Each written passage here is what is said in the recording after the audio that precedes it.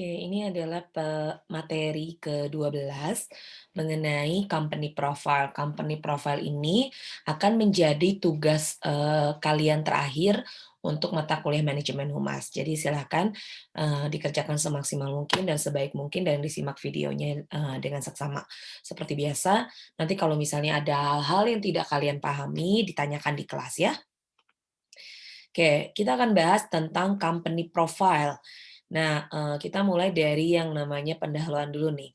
Jadi, kenapa company profile ini diperlukan dalam sebuah perusahaan? Karena semua perusahaan yang besar atau yang memang siap, atau entah itu startup ataupun yang lainnya, pasti dipastikan bahwa mereka harus memiliki visi dan misi, serta aktivitas yang ada di perusahaannya. Termasuk misalnya dia memiliki tujuan, kemudian juga prinsip-prinsip perusahaan. Nah, ini yang diperlukan. Kenapa?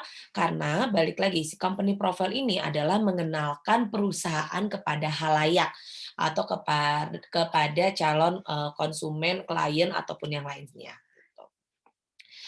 Nah, kemudian, apa saja sih yang sebetulnya yang harus ada dalam si company profile?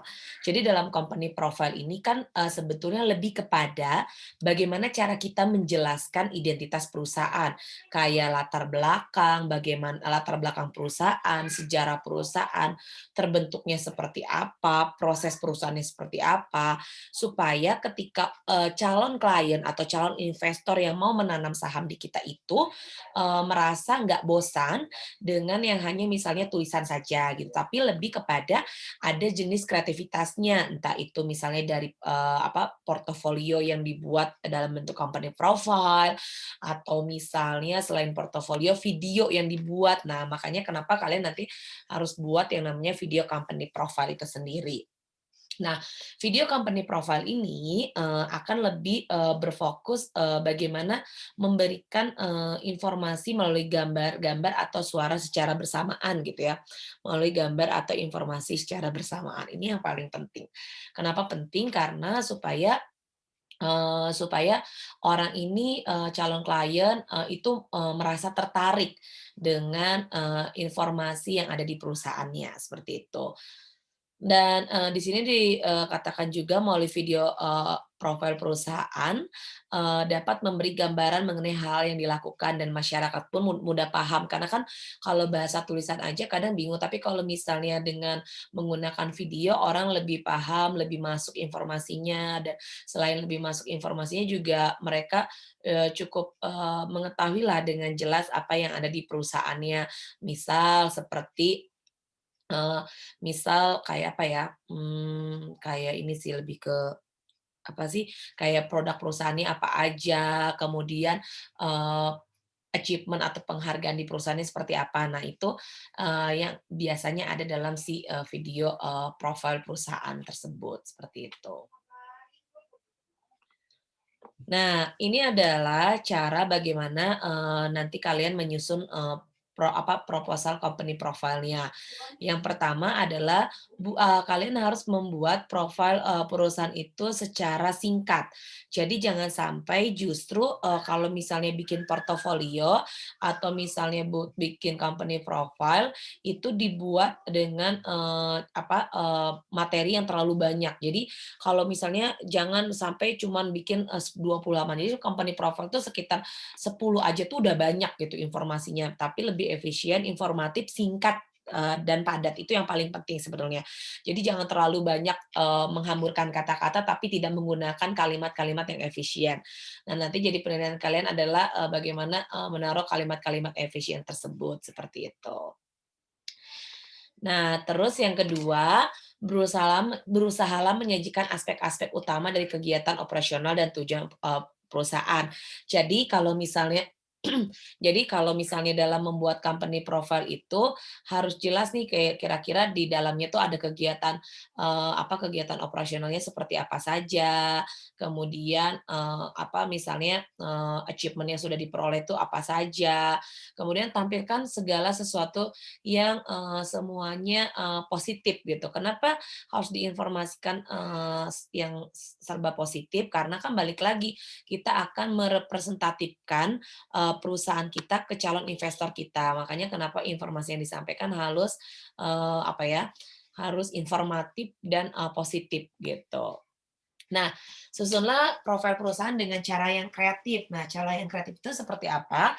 Cara yang kreatif itu bisa dibuat desain, kemudian tulisan yang semenarik mungkin, selain tulisan yang semenarik mungkin juga, desain, kemudian ada juga misalnya kata-katanya, diberikan gambar, warna yang efisien, kertas proposalnya juga bagus. Nah, itu adalah, bagaimana cara, supaya lebih kreatif, pada saat kita menyampaikan company profile ke investornya, gitu.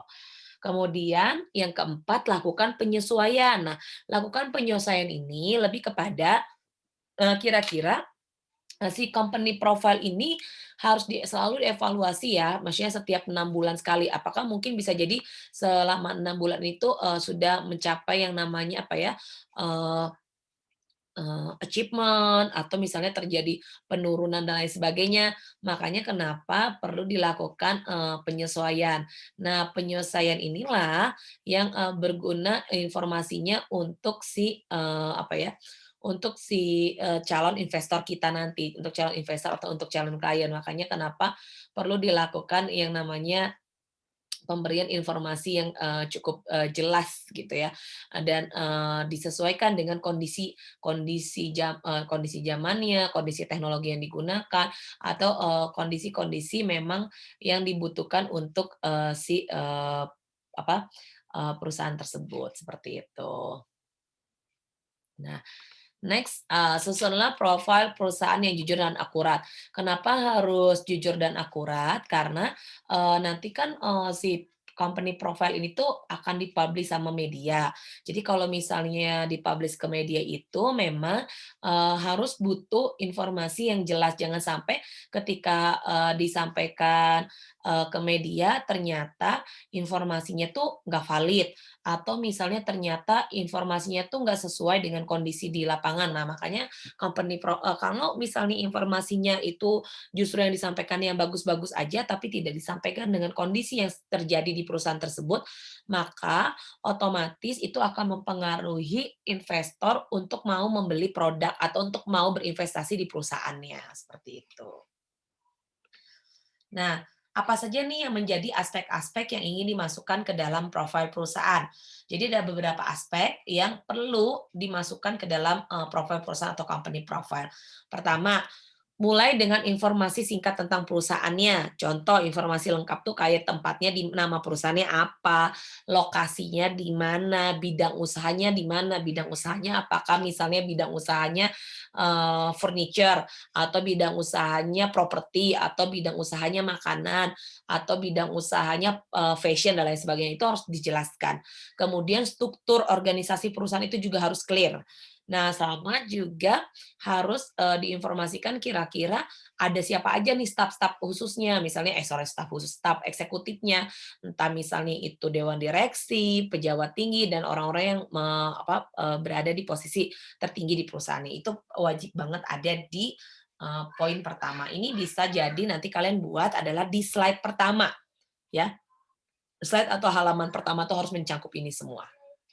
Kan soalnya nanti kalian bikin company profile kan ya, jadi ini harus ada di poin pertama.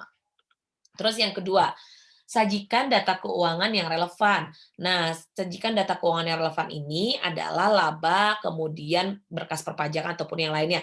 Nah, keuangan yang relevan ini berarti kalian nanti masukkan ke slide yang kedua tentang profil perusahaan, kayak dapat berkas perpajakannya, terus penggabungan lain sebagainya didapatnya dari mana?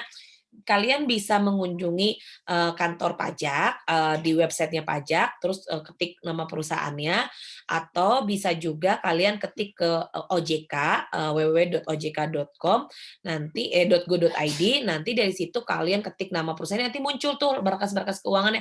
Atau ada juga perusahaan yang dia memang selalu mencantumkan ada juga perusahaan yang memang dia selalu mencantumkan ini, apa, selalu mencantumkan si, data keuangannya, seperti itu. Nah, ini yang disebut sebagai, data keuangan yang relevan. Nah, ini harus ada di slide 2 kalian. Nah, 3, jelaskan tentang kebijakan perusahaan dan bagaimana cara perusahaan menjaga hubungan dengan para pemilik modal atau pemangku. Jadi, ini tuh lebih seperti kerjasama apa aja sih yang sudah dilakukan dengan si perusahaan atau investornya. Nah, seperti apa, kebijakan perusahaannya, misalnya udah bikin kerjasama dengan, pemerintah, udah dapat penghargaan dari pemerintah. Nah, penghargaan, hubungan-hubungan baik, misalnya ada kunjungan dari perusahaan mana ke perusahaan kita. Nah, itu ada di slide 3 ini. Jadi kalian harus masukkan juga ya, di slide 3 ini, dimasukkan untuk, informasi dari pemangku kepentingan. Nah, terus yang keempat, cantumkan misi perusahaan apa saja. Misi ini udah termasuk dengan visi perusahaan ya. Jadi ada misi, ada visi. Jadi kalian harus memasukkan visi dan misi dari perusahaannya apa saja, produknya seperti apa, jasa yang disediakan bagi para pelanggan dan klien juga seperti apa. Jadi harus clear gitu ya. Yang poin 4 ini cantumkan misi visi perusahaan apa saja, jasanya seperti apa, bagaimana penggunaan kepada pelanggan dan lain sebagainya. Seperti itu. Jadi harus ini ada juga dalam satu slide. Bisa nggak sih Bu, saya buat dari 2 halaman atau 2 slide? Bisa, boleh itu ya. Asal yang tadi, jangan sampai justru lebih dari 20 halaman. 20 halaman tuh udah paling mentok-mentok banget karena terlalu banyak gitu ya. Maksimal tuh mungkin 15. Jadi disesuaikanlah, poin-poinnya gitu ya. Kayak produknya banyak banget nih, ya berarti bisa 2 halaman, terus kayak gitu, kira-kira apa aja nih yang disediakan, buat, bagi para pelanggan dan klien. Oh, kalau klien nanti dapat bagi hasilnya berapa persen, misalnya kayak gitu, atau nanti kalau klien tuh dapat fasilitas A, B, C, D. Kalau pelanggan nanti ada layanan call center, ada layanan misalnya, gerai, yang bisa ada, yang tukang memperbaiki gitulah, yang, tukang servisnya bisa datang ke rumah, misalnya kayak gitu. Nah, itu dicantumkan juga jadi bagian dari, poin nomor 4 ini. Nah, terus yang kelima, berusaha mendapatkan perhatian dengan menjadikan hal-hal penting atau yang sudah dicapai. Nah, kalau ini sih lebih kepada achievement. Jadi kayak achievement apa yang udah atau achievement itu penghargaan apa saja yang sudah diraih sama perusahaannya. Kemudian selain penghargaannya juga ditulis nih, selain penghargaan apa yang sudah diraih, yang kedua misalnya kayak kegiatan dengan komunitas lokal tuh udah apa aja, misalnya membantu sekolah-sekolah, kayak kegiatan-kegiatan CSR-nya lah. Jadi poin nomor 5 itu lebih fokus di situ ya. Jadi bagaimana cara kalian kayak membuat, eee kegiatan-kegiatan bersama komunitas misalnya, 17 Agustusan atau misalnya kurban, perayaan Natal bersama dengan masyarakat sekitar, atau misalnya datang-datang ke panti-panti werda atau panti asuhan ya, baik acara keagamaan, acara kerohanian, atau misalnya acara-acara sosial lainnya. Nah, ini penting, atau misalnya udah pernah meraih A, udah pernah meraih B, pernah meraih A, B, C, D, atau misalnya penghargaan-penghargaan tingkat dunia. Nah, itu juga dimasukkan di sini, kayak gitu. Nah, terus yang keenam, kalian harus menceritakan tentang para karyawan. Nah, menceritakan, para karyawan ini lebih kepada bagaimana sebetulnya kalian menceritakan atau membahas secara singkat, para, staf-staf yang ada di dalamnya. Misalnya jumlah karyawannya ada berapa. Nih ya, nanti jangan sampai salah pas kerjain company profile, ini soalnya tugas terakhir banget nih. Pertama, kayak jumlah karyawannya berapa, gerainya ada berapa, ya, jumlah karyawan di perusahaan itu ada berapa. Bukan satu perusahaan, tapi seluruh perusahaan. Jumlah, perusahaannya ada berapa. Jumlah gerai atau tokonya yang tersebar di Indonesia ada berapa. Terus yang ketiga, fasilitas apa aja yang ada di perusahaannya. 4, budaya perusahaan apa yang dianut. Ya, budaya perusahaan apa aja yang dianut. 5, ada ritus apa aja, ini ada di pertemuan ada materi ke-6 ya, dicek. Ritus apa aja yang, ada di perusahaan tersebut. Kemudian, selain itu juga misalnya, fasilitas nih yang paling penting adalah kayak bagaimana, si perusahaan itu misalnya membuat event bersama keluarga para karyawan. Nah, itu juga penting ya. Jadi kayak ceritakan tentang para karyawan itu termasuk dengan si keluarga karyawannya, misalnya ada bantuan untuk, para keluarga karyawan, atau misalnya ada, apa ya, ada, kegiatan family gathering. Nah, itu, diceritakan di sini, di slide 6. Terus nanti jangan lupa dibuat nih anggaran produksinya ya. Nah, anggaran produksi ini lebih kepada kayak, ini, kayak misalnya, oh kira-kira samalah kayak iklan korporat ya. Jadi kalian tuh harus buat apa aja ya, kayak, oke kalau misalnya, saya syuting company profile tuh 7 hari, dananya berapa. Kemudian udah kayak gitu kalau misalnya sewa kamera berapa, kemudian sewa slider, lighting, tripod, dan lain sebagainya, itu dihitung satu-satu dan harus rinci. Kalau yang iklan korporat nggak rinci, tapi kalau yang anggaran produksi yang ada di company profile, kalian harus detail banget menjelaskan poin apa aja yang ada di anggaran produksinya, itu yang paling penting gitu ya.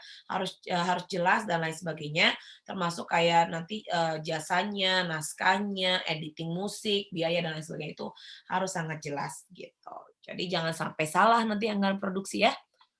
Nah ini ada contoh ya, aduh nggak kelihatan lagi. Nah ini contohnya kayak gini, ini adalah contoh salah satu profil perusahaan. Hati-hati harus ada gambar, ini tuh, merek minum PT yang didirikan, Solo namanya PT Ramos ya. Nah ini yang harus jelas sama kalian, kira-kira perusahaannya apa aja, profilnya, dan lain sebagainya. Ini ada di sini semua. Jangan sampai salah, dan karena ini tugas ketiga dan materinya juga nggak terlalu banyak, singkat, jelas, tapi harus benar ya ngerjain tugasnya, jangan sampai salah karena nilai terakhir. Seperti biasa kalau ada yang kurang paham nanti ditanyakan di kelas ya. Terima kasih.